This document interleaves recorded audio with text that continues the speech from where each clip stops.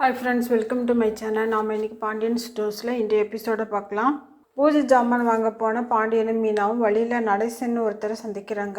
பாண்டியனுக்கு ரொம்ப வருஷம் பழக்கம்னு சொல்கிறாங்க. எங்கள் வீட்டுக்கு வாங்கன்னு அவர் வருந்தி அழைக்கிறாரு.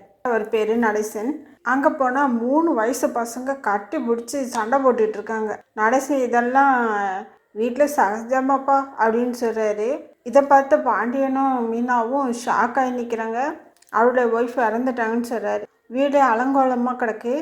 இதில் பெரிய பையன் மட்டும் கொஞ்சம் பொறுப்பான பையனாக தெரியுது. சம்மந்தமே இல்லாமல் இவங்களை ஏன் காட்டுறாங்கன்னு தெரியல. அடுத்து குலதெய்வம் கோயிலில் எல்லாரும் பொங்கல் வைக்க ஆரம்பிக்கிறாங்க. இந்த டைமில் மயிலோட அப்பா அம்மா தங்கச்சி எல்லாரும் வராங்க.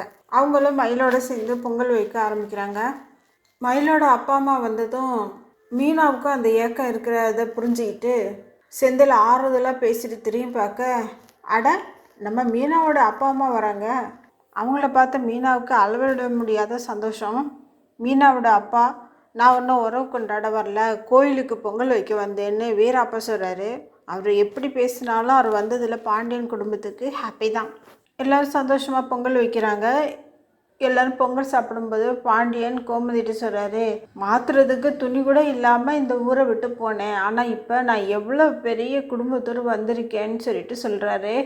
இந்த டைமில் கோயில் விழா குழுவினர் அனௌன்ஸ் பண்ணுறாங்க. போட்டியில் வெற்றி பெறுற நபருக்கு கிரைண்டர் பரிசாக அளிக்கப்படும்னு சொல்ல, கோமதி தன்னுடைய மருமகள்கிட்ட எல்லாம், என்ன செய்வீங்களோ எனக்கு தெரியாது, எனக்கு அந்த கிரைண்டர் கண்டிப்பாக வரணும் அப்படின்னு சொல்கிறாங்க.